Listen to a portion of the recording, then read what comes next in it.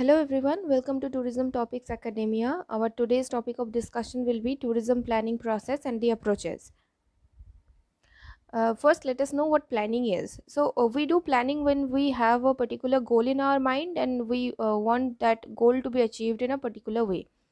So, planning, according to William, is the aim.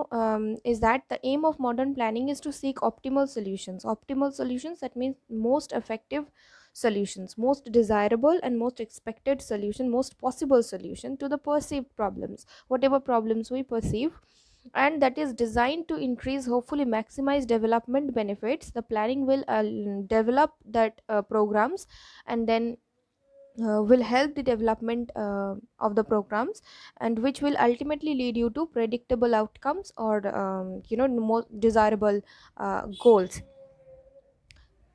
The aim of modern planning is to seek optimal solutions to perceived problems, and that is designed to increase and hopefully maximize development benefits, which will produce predictable outcomes. Tourism planning. What is tourism planning? As gets defined, tourism planning is a process based on research and evaluation, which seeks to optimize the potential contribution of tourism to human welfare and environmental quality.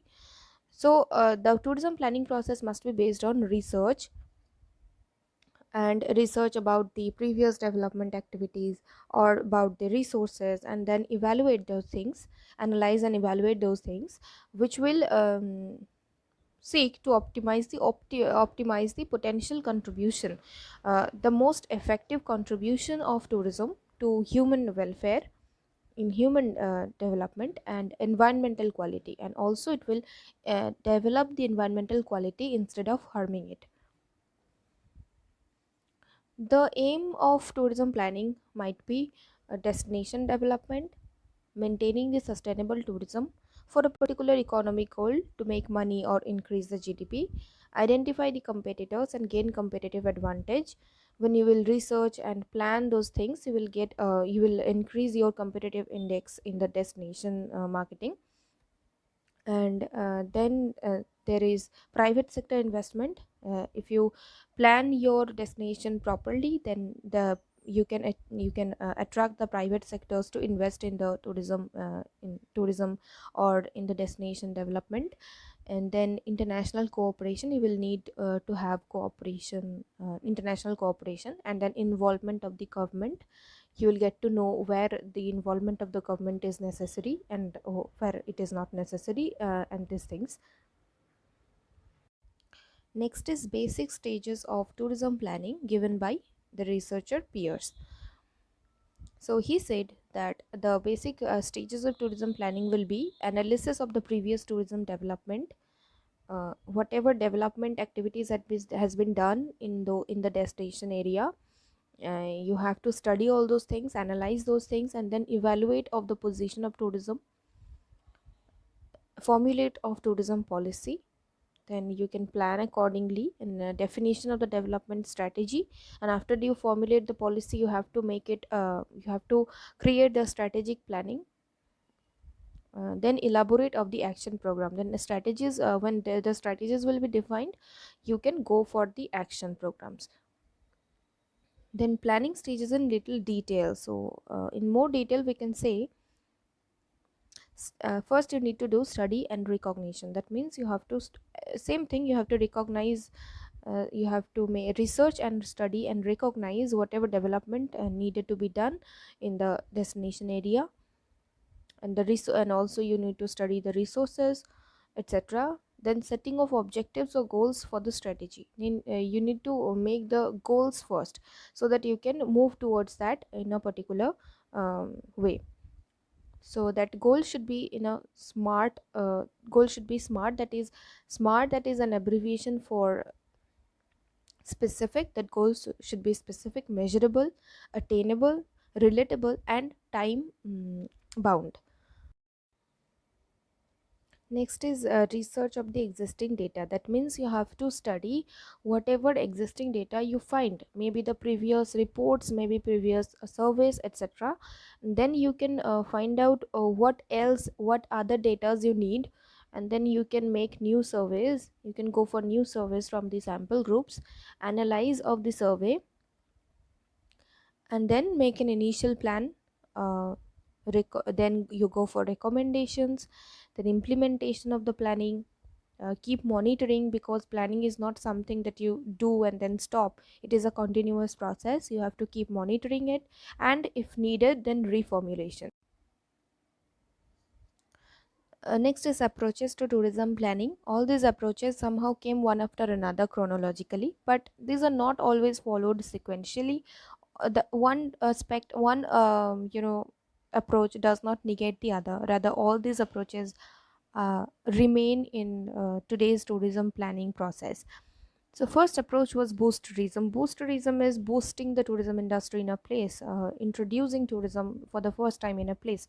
So the primary focus will be economic benefit for the inhabitants, stimulate the market interest. People will find it interesting to visit that destination, and also invest in that industry, etc. Next is conventional tourism planning approach. Conventional tourism planning was restricted only to planning. It was no holistic development. There was no training program, educational program, or awareness program. So these are far from implementing, in further destination development, only restricted to the planning.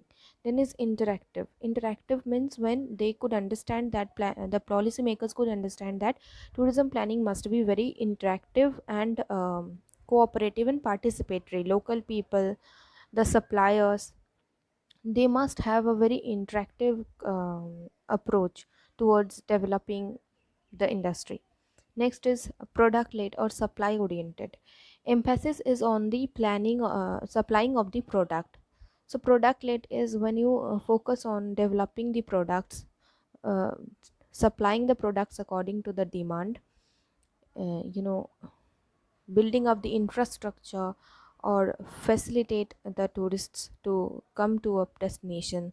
These things, when these things are focused, though that approach must be the supply oriented or product led approach. Next is integrated planning approach. Integrated means the planning must be integrated into nation's socio-economic development, socio-economic aspects, political policies, into natural and man-made environment. There must be a natural nature and man symbiosis, into socio-cultural tradition that will not harm the cultural aspects of a country or a destination, and also into the various economic sectors, into international tourism markets. Next is system approach, when you will understand that tourism is a system. So of this is integrating various factors. Tourism working as an interconnected system, having the input, output, and the external factors. So input factors will be the supply of the tourism amenities, infrastructure, roads, transports, hotels, etc. Outputs will be tourist satisfaction, and external factors will be tourists preferences, political aspects, political environment, environmental and economic issues. Liu identified three environment Liu identified three different environments for tourism system. These are internal environment. Internal environment will be associated with policy, planning, marketing, financial, organizational, human variable, all the process through which this tourism industry runs. Next is operating environment, those things which operate the whole industry. These are tourists, suppliers of the input, capital, land, labor, technologies, competition of the other industries and destinations. Next is macro environment, which are directly, not directly interrupting the uh, tourism, but will obviously have an effect on it, like socio-cultural aspects, political, geographical, technological, and economical aspects. Another method of tourism planning is PASLOP method. Let me tell you, I have not find enough details to put in this video for PASLOP. Whatever I could find is this is an abbreviation of Product Analysis Sequence for Outdoor Leisure Planning by Bod, Boffey and Lawson in 1977. The four phases of planning process will be scientific investigation and analysis, identification of development objectives, creation of physical plan, and then assessment of the impacts.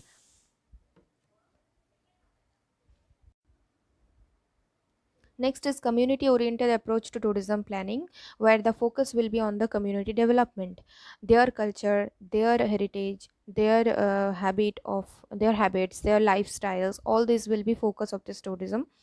This involves giving visitors a chance to meet the local people. They will get to stay with them. They will get to interact with them, and there will be a cultural exchange. The gap will be minimized between the host and the guest.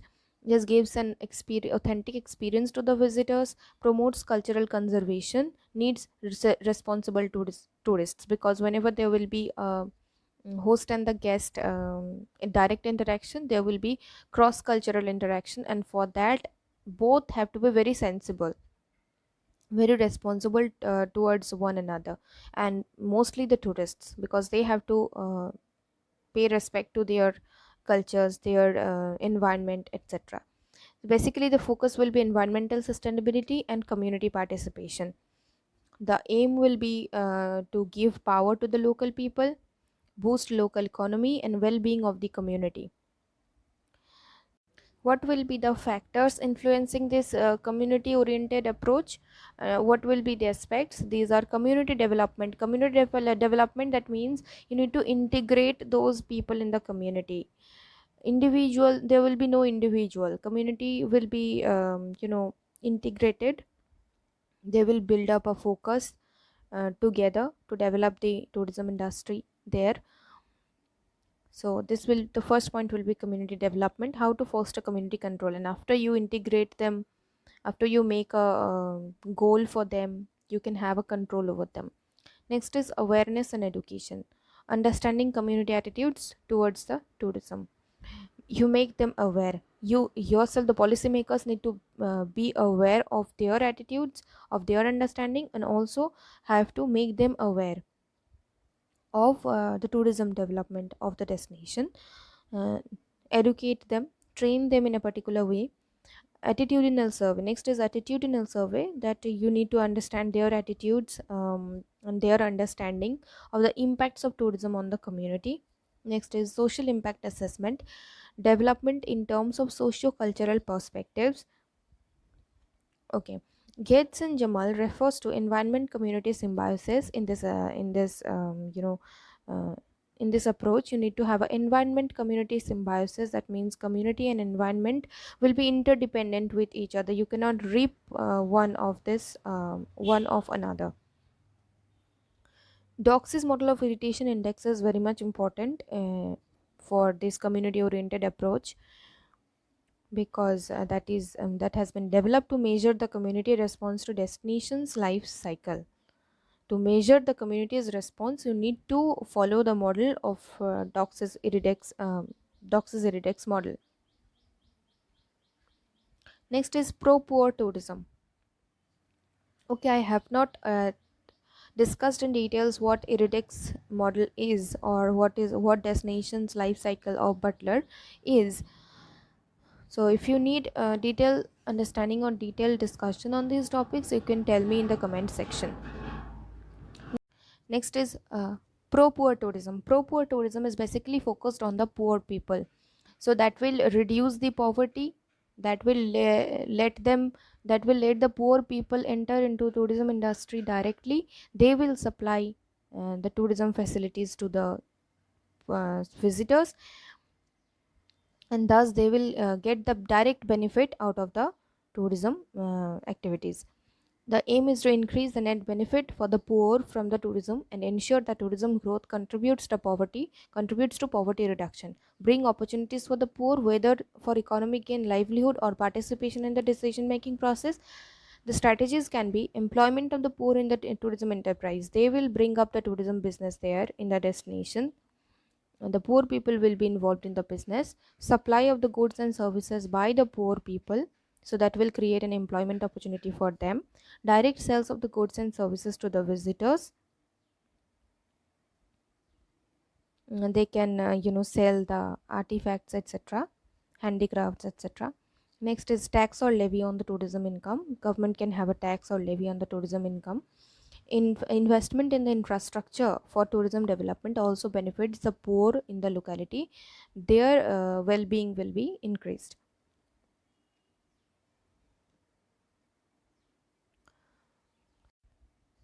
Okay, I'm ending my video here. Some other approaches and the levels of tourism planning are left to be done. I'll do that in my next video. Thank you.